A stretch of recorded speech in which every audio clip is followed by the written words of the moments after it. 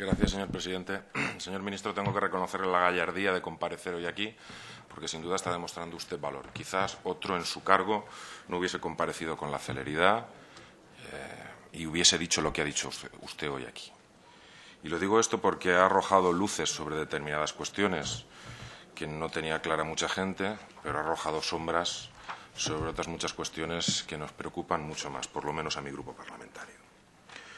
Hemos visto versiones muy contradictorias, hasta esta que usted ha dado hoy, de los hechos sucedidos, que hay que agradecer a algún medio digital. El diario.es ha hecho una buena recogida, una buena recopilación de todas las diferentes versiones que han ido saliendo de su ministerio y quien ha representado esa mare magnum de diferentes interpretaciones ha sido el director general de la Guardia Civil, que ha hecho un papelón, si se me permite, por el tono y por las cosas que ha dicho.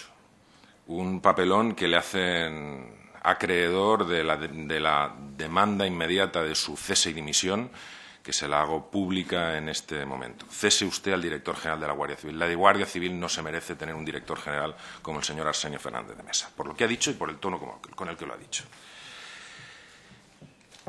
De su intervención, señor ministro, ha aclarado unas cuantas cosas. Se han utilizado materiales antidisturbios, se han utilizado en tierra, se han utilizado en el mar.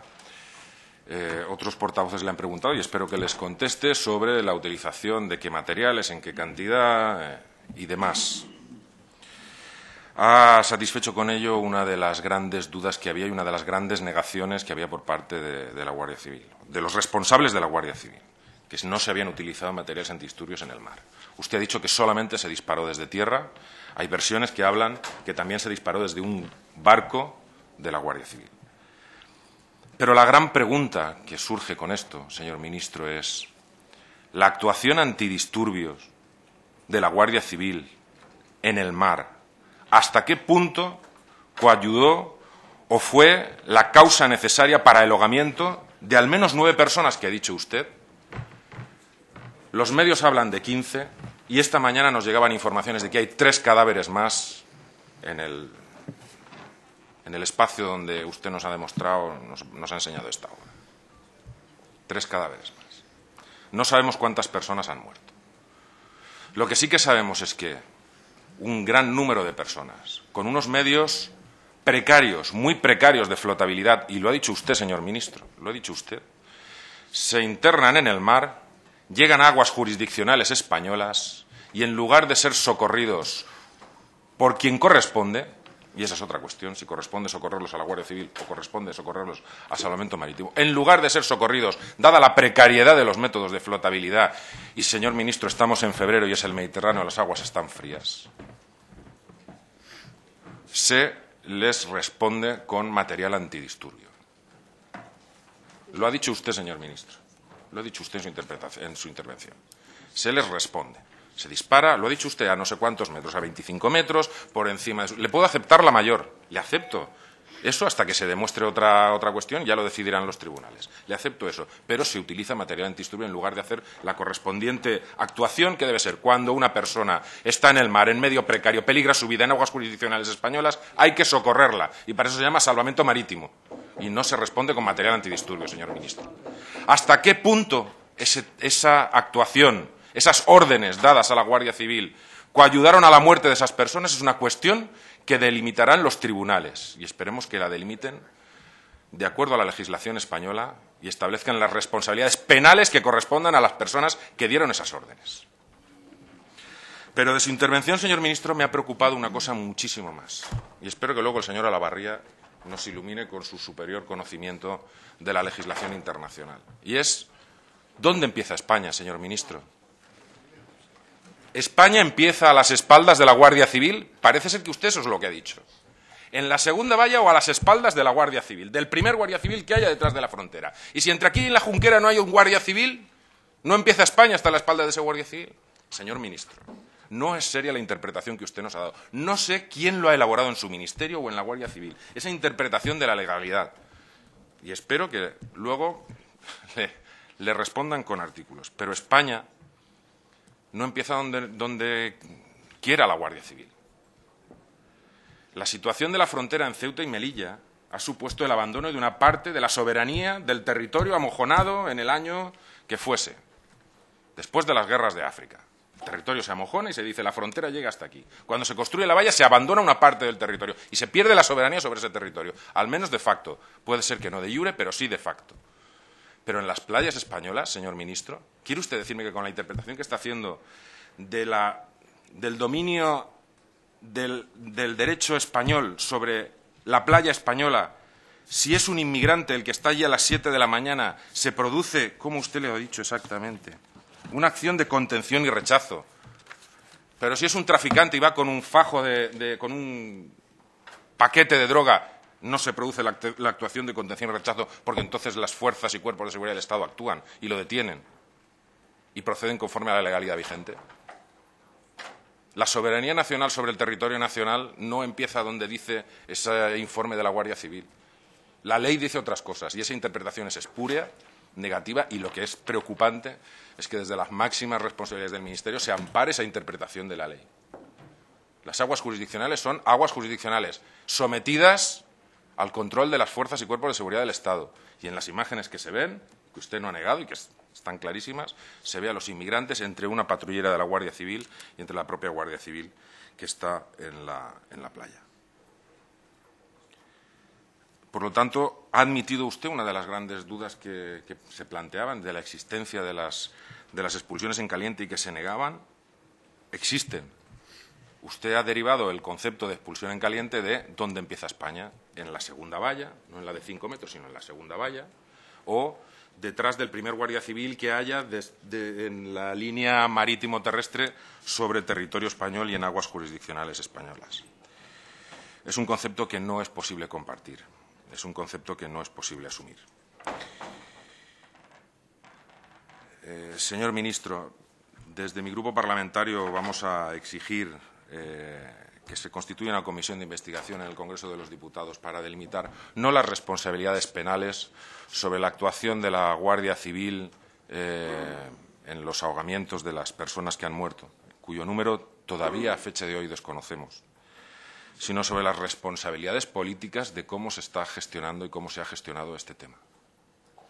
Porque esas responsabilidades no se decidirán por parte de ningún tribunal y esas responsabilidades se tienen que exigir en esta casa, por la interpretación que su departamento está haciendo de la legalidad vigente y por las características de las órdenes dadas desde la cúpula del Ministerio a la Guardia Civil en su labor en el control de las fronteras. De su intervención no quiero terminar sin decir alguna cosa más. Ha hablado usted del negocio que supone para las mafias el entrar y salir, el entrar a los inmigrantes en el territorio español. El negocio de la inmigración no solo afecta a las mafias. Hoy, desgraciadamente, vivimos 2 vuelos de la vergüenza, 2 aviones en un contrato millonario van a sacar inmigrantes de España. Uno se dirige a Dakar y el otro se dirige en última instancia hacia Marruecos. Es un contrato de 24 millones de euros con Air Europa y Swiftair. 11 millones de euros es la contratación. El negocio de la inmigración y de la devolución de los inmigrantes, señor ministro, no es solamente una cuestión de mafia, es una cuestión de violación de la ley, también es una cuestión de aplicación de la ley.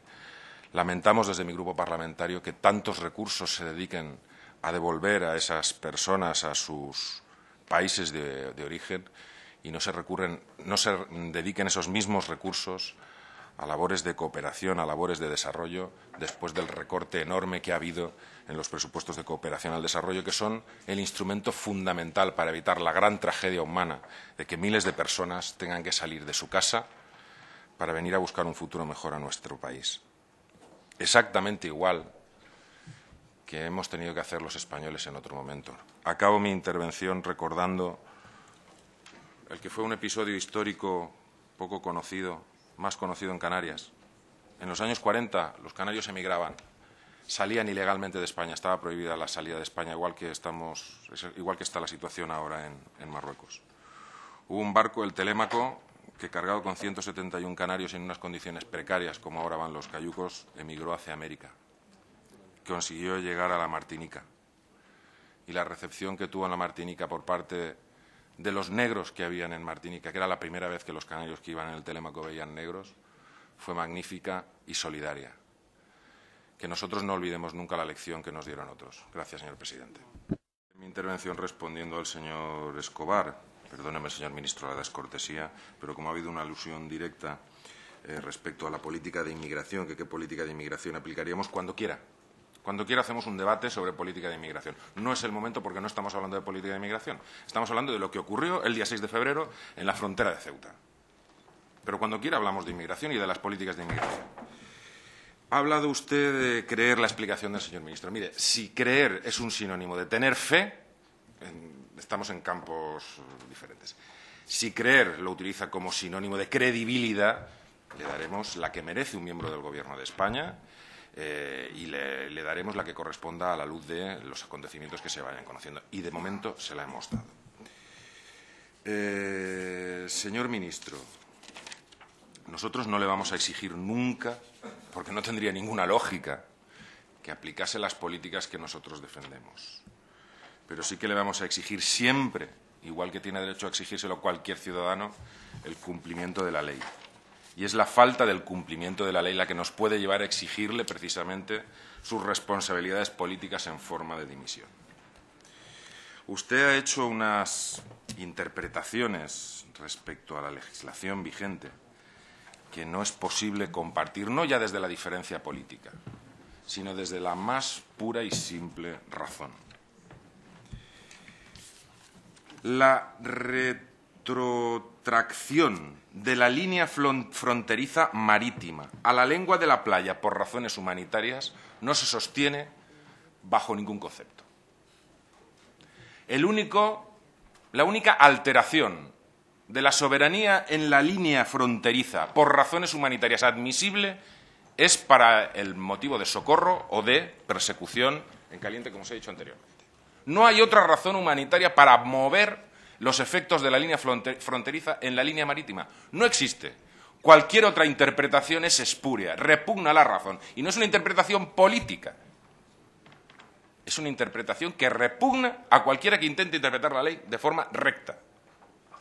Si usted, señor ministro, como máximo responsable del Ministerio del Interior y de las fuerzas y cuerpos de seguridad del Estado y, por lo tanto, de la Guardia Civil, mantiene esa interpretación, por mucho que venga desde el año 2005, como si viene desde la época del Cid, lo que está mal está mal.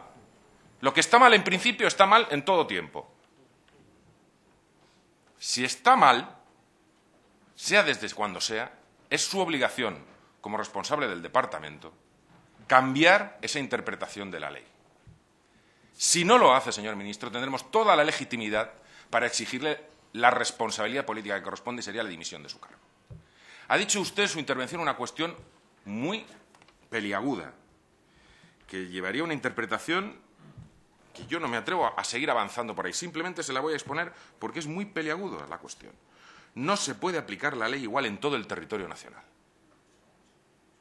En Ceuta y en Melilla se tiene que aplicar de una forma y en otras partes del territorio se tienen que aplicar de otra.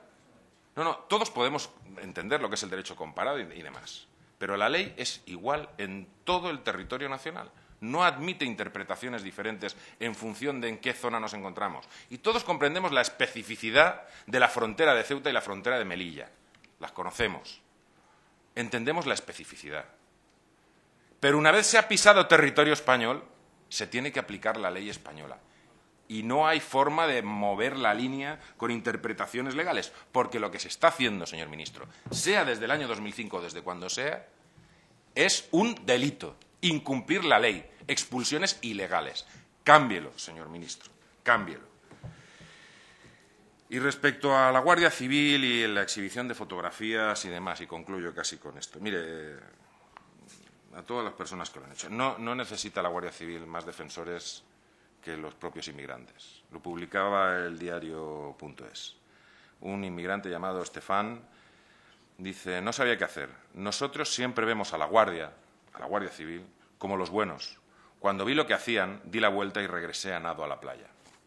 Lo que pasó es que la Guardia Civil tuvo una actuación inadecuada, impropia de lo que realmente hace. Alguien dio unas órdenes que no son las órdenes que se tienen que dar. Y esa es la investigación que se tiene que hacer. La responsabilidad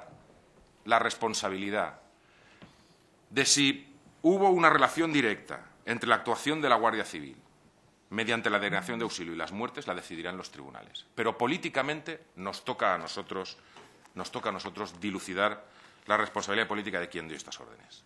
Y quien dio estas órdenes no está legitimado para seguir ordenando a la Guardia Civil en el día a día en la frontera de Ceuta y en la frontera de Melilla.